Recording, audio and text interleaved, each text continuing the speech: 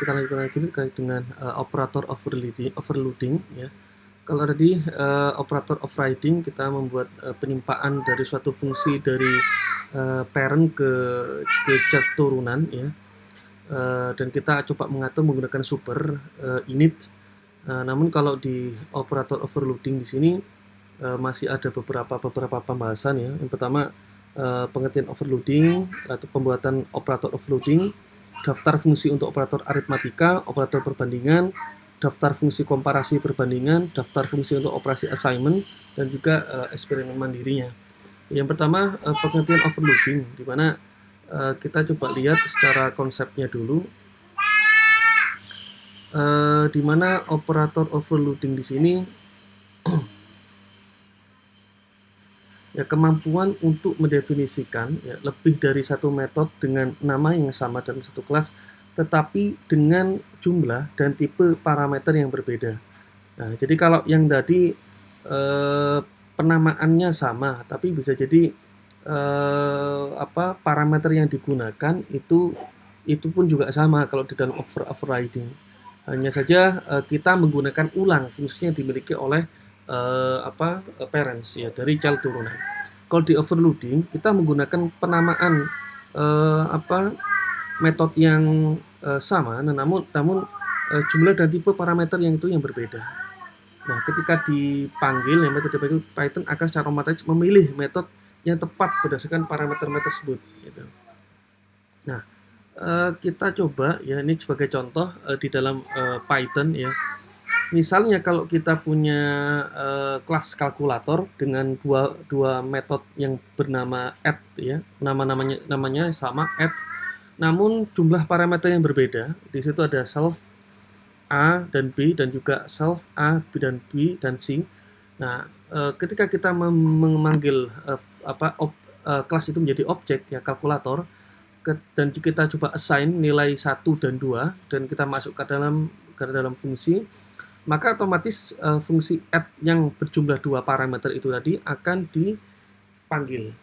Namun kalau kita memiliki 3 parameter, maka fungsi add yang punya 3 parameter itulah yang dipanggil.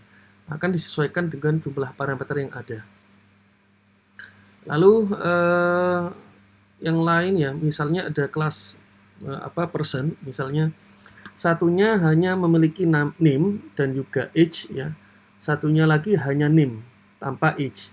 Jadi kalau kita buat ya panggil person 1 sama dengan person John dan umur 30. Satunya lagi person Jane saja tanpa ada nama tanpa ada keterangan usianya. Maka person 1.name tadi akan dikirimkan ke konstruktor yang memiliki parameter name dan age. Sebaliknya lagi, kalau yang person 2 yang hanya mengirimkan name tanpa ada age, maka dia akan dikirimkan ke konstruktor yang hanya memiliki satu parameter saja. Nah, ini beberapa contoh overloading ya. Berbeda lagi selain overloading, di sini ada konsep operatornya ya, operator overloading. Ya, nah ini kita coba lihat operator overloading ya, teknik di mana kita akan mengatur atau mendefinisikan perilaku ya sebuah kelas, bagaimana ia akan berinteraksi dengan berbagai macam operator yang berbeda. Nah, sebagai contoh, kalau kita mencoba untuk menjumlahkan angka di dalam Python, misalnya 10 plus 20, itu otomatis akan dikenali bahwa dia memang akan menjumlahkan angka itu, sehingga akan dijumlahkan jadi 30. Ya. Atau kata Indonesia, Indo plus Nesia, itu juga akan bisa di concat ya, atau digabungkan menjadi Indonesia.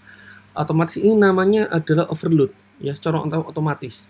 Dia akan mengenali bahwa ini adalah operator aritmatika, satunya lagi memang adalah untuk string, menggabungkan dua buah item ya, mungkin dari Indo plus Nesia sebagai string dijadikan menjadi satu. Nah,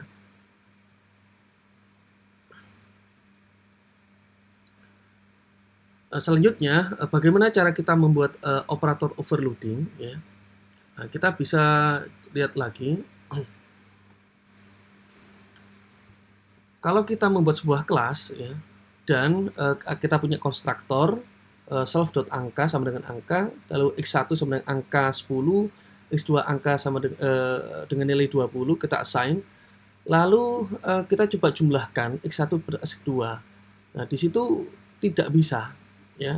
Dia tidak bisa. Kenapa error? Karena kelas angka yang tidak bisa menjadi operan dari operator plus di situ. Tidak bisa langsung seperti itu.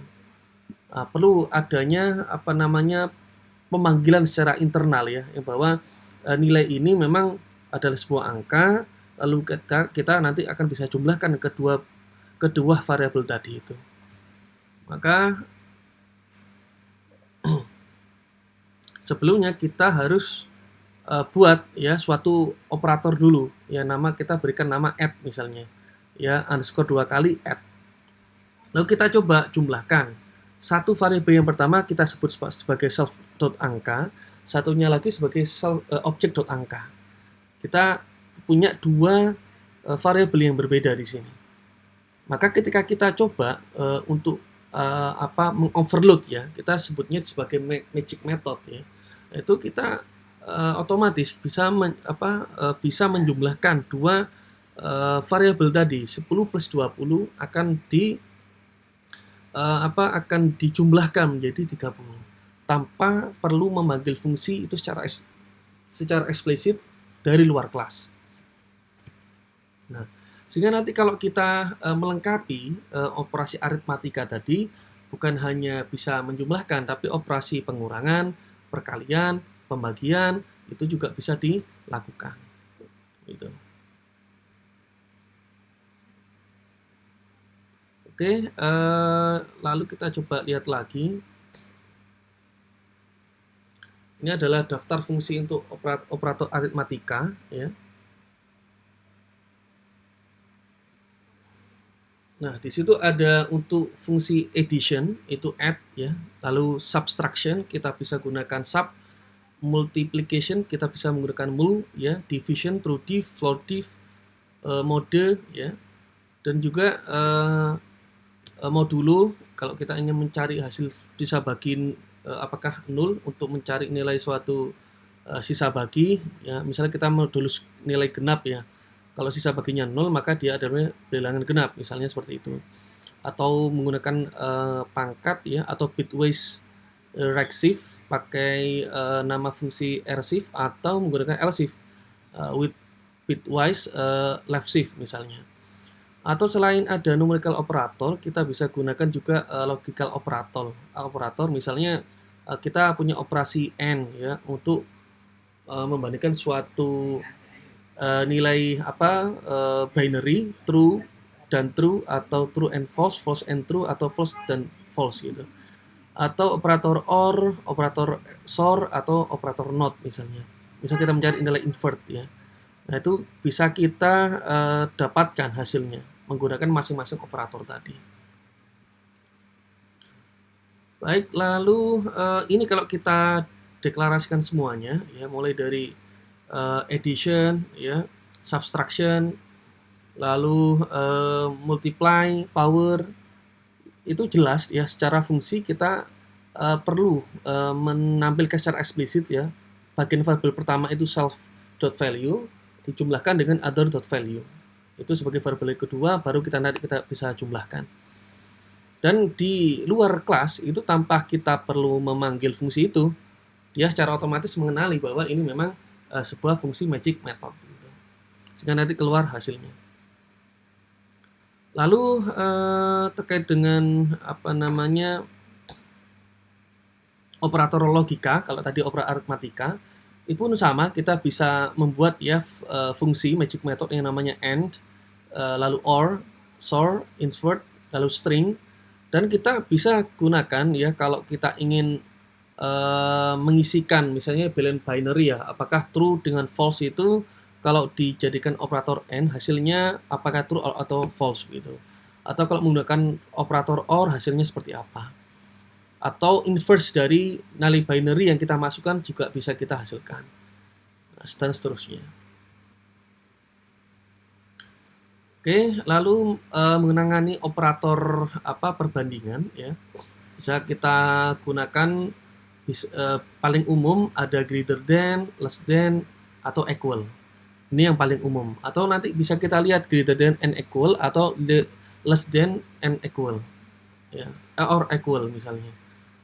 Ini kita bisa definisikan.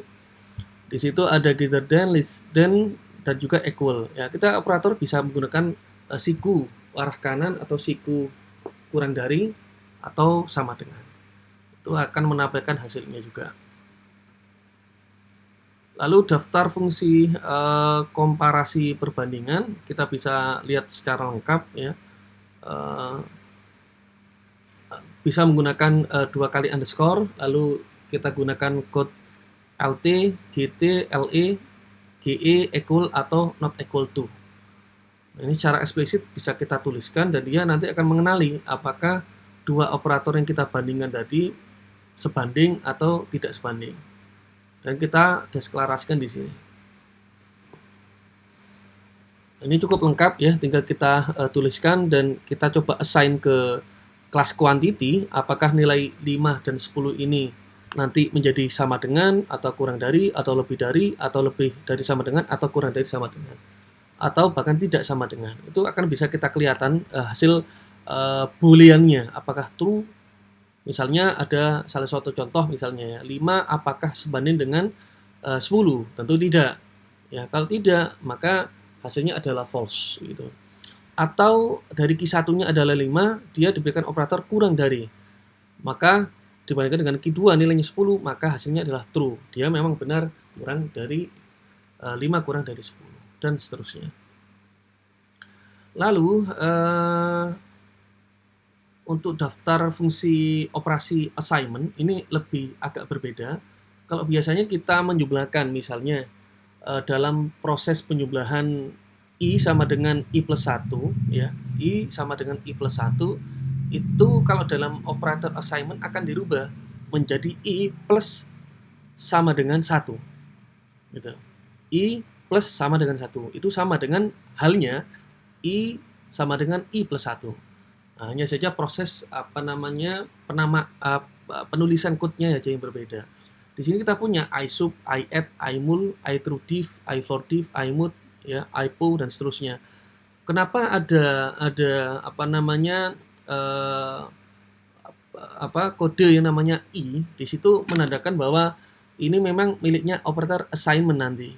Sehingga menjadi pembeda antara add operator yang ada di operasi aritmatika yang sebelumnya dengan I add dengan yang pada operator assignment. Sehingga penulisannya nanti berbeda. Jadi plus sama dengan.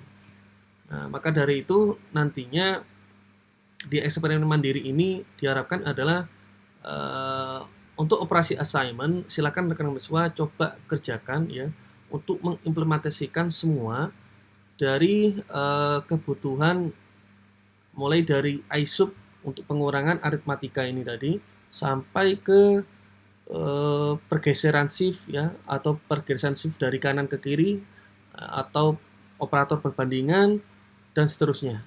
Nah, ini silakan coba diimplementasikan ke dalam Python. Oke, baik itu untuk materi tentang overloading. Silakan bisa dikerjakan, semoga bermanfaat. Terima kasih. Wassalamualaikum warahmatullahi wabarakatuh.